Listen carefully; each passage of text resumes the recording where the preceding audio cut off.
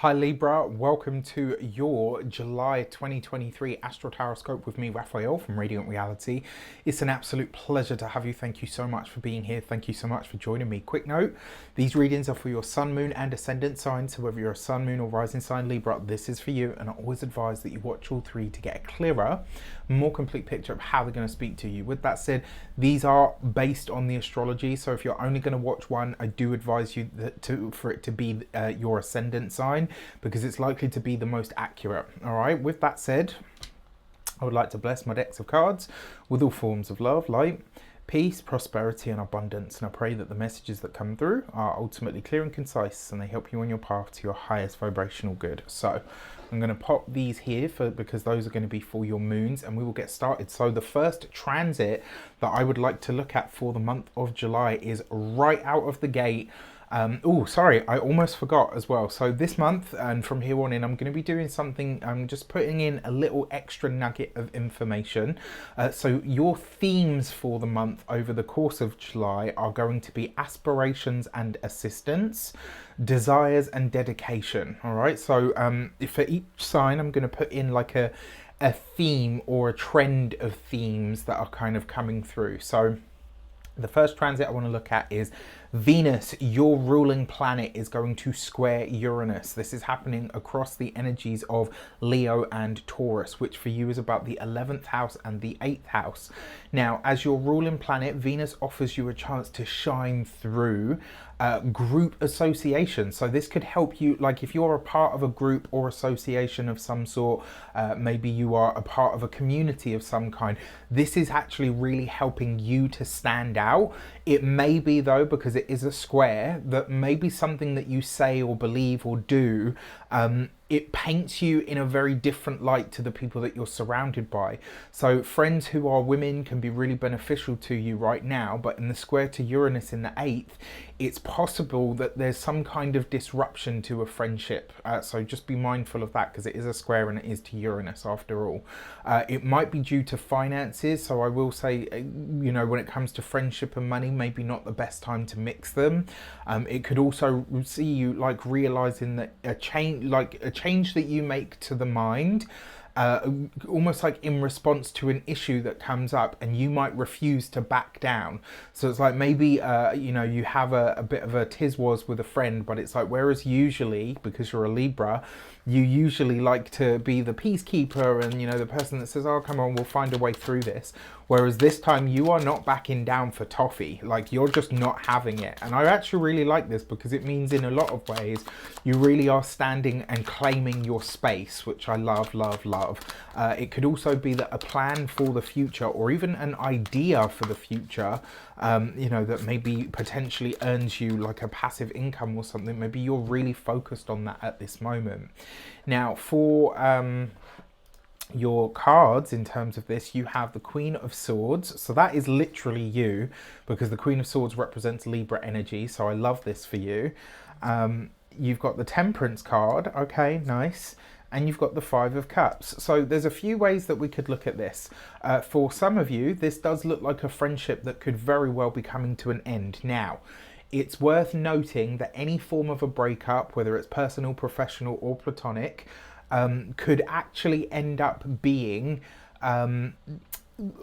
yeah, so with this kind of connection, what tends to happen is under a Venus, because obviously at the end of the month Venus is going to go retrograde. So when she does that, if your, you know, relationship, partnership, friendship, etc., you know, goes awry under that transit, they don't usually tend to stay sort of broken up. However, this one is happening before the Venus retrograde, and with the Temperance card and the Five of Cups, I do wonder if there's some version of you that has fed into a certain friendship or connection that you're no longer willing to uphold.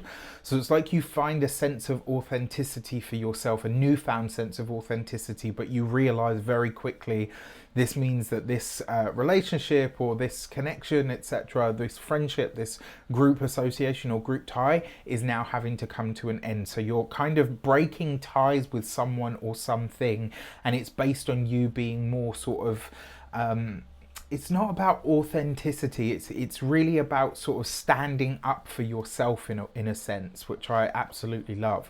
I'm sorry if you can hear that hum in the background. It's very hot here in the UK today, so unfortunately I've got a little fan going, and it is a tiny little desk fan. All right, so the next transit that I want to look at is on the 11th of July. Mercury is coming into the sign of Leo, which is coming into that 11th house. So this is the second time this 11th house is being activated for you. And Mercury coming into the 11th is welcome because it's sextile to your ascendant, which means that it's giving you a really powerful way or a boost to your communications. And it's really helping you find a chance to bring a more spiritual dimension of your life to life. So I love that. Now, as ruler of your 9th and 12th houses, this is a boost to your mental clarity, but you're seeing things and people in a much sort of clearer perspective. It's like it's giving you a really sharp sort of calculating, formulating energy when it comes to your future plans. But a lot of this is about your beliefs and your personal energies, like how you really think and feel you're going to achieve the things that you want in your future are going to be a big part of this transit for you. Money from social media is very possible. Even past ideas that you've had could come up for now, or you might think to yourself, that idea that I had but never did anything with, now actually because of the current climate in the world, this feels like a really good time to do this. You could be having some really deep conversations with friends at this time as well, because Mercury rules that 12th house for you. So you could be having some really deep conversations with, you know, the 12th house, Mercury, as the ruler of the 12th house, with friends, right, at the 11th house. So this could be really nice because it could also be as well research projects that you do with friends, or maybe even with a group, could really yield some amazing results. Like your mind is absolutely switched on at this time, especially for things that are future facing or orientated in some way. For this, you have the Six of Swords, okay. You've got the Nine of Cups, beautiful, okay, and you've got the Three of Swords. So this kind of suggests to me that you are refining something here. You're going back over something, so it might not necessarily be something brand new.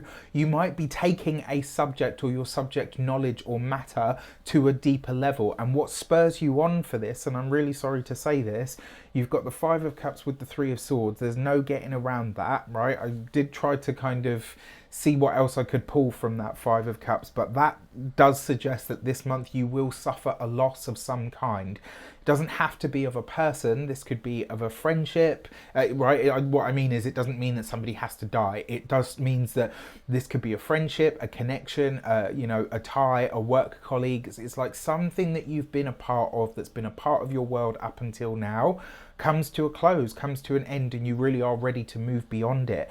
That Nine of Cups, though, does suggest that you are finding a new sense of self-sufficiency that carries you forward in a really wonderful way.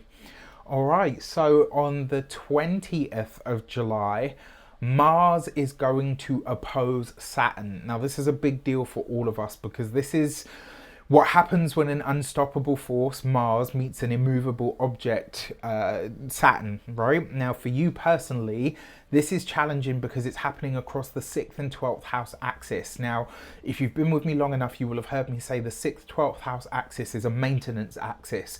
The 6th house is how you maintain your physical health and vitality. The 12th house is how you maintain your spiritual health and vitality. And so for this reason, your needs for spiritual maintenance versus your material maintenance, right?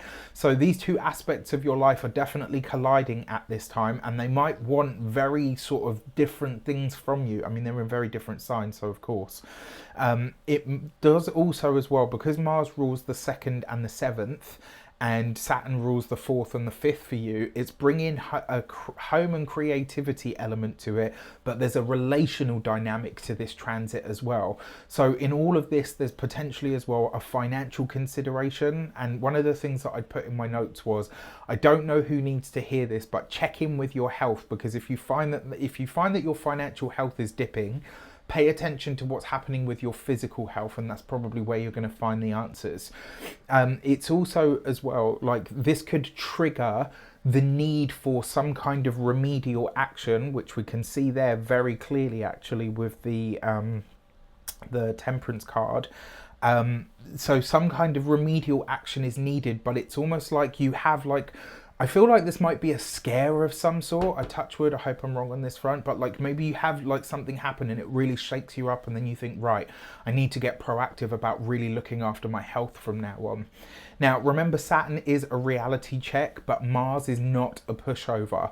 So this is likely to get very busy and very loud, potentially. It might also be what's demanded from you or expected from or through the family, and the impositions that are coming, you know, on your life, and also making work, your day-to-day routines, grind, etc., more challenging.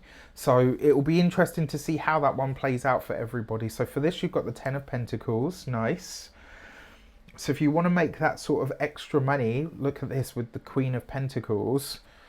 Your physical health and vitality has to be paramount, right? That's the way through. And obviously you've got the Tower here with the Queen of Pentacles. So you remember what I was saying just now about like, I feel it will be a scare.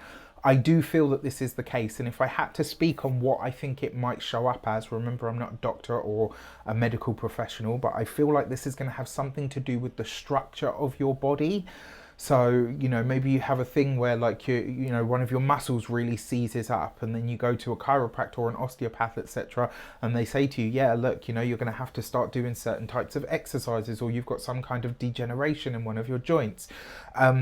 This could be, like I said, I feel like it will pass, but I do feel like when it comes up, you might have a moment where you think, crap, I need to start looking after myself more.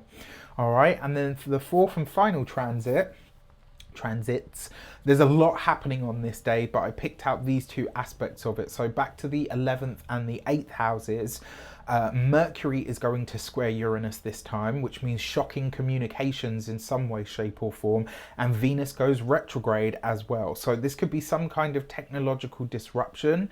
It might also potentially be a conversation over social media and the like that gets really out of hand, or an argument with a friend. So be careful around this time, especially because a lot of what's said at this time will be taken and there'll be no coming back from it. Uranus energy is very much like that. Once the illusion cracks, there's no coming back from it, right? So this could be a flash of inspiration as well that comes in, like some kind of genius moment or energy that comes in, and it's almost like asking you to be open to the possibilities because there are so many of them.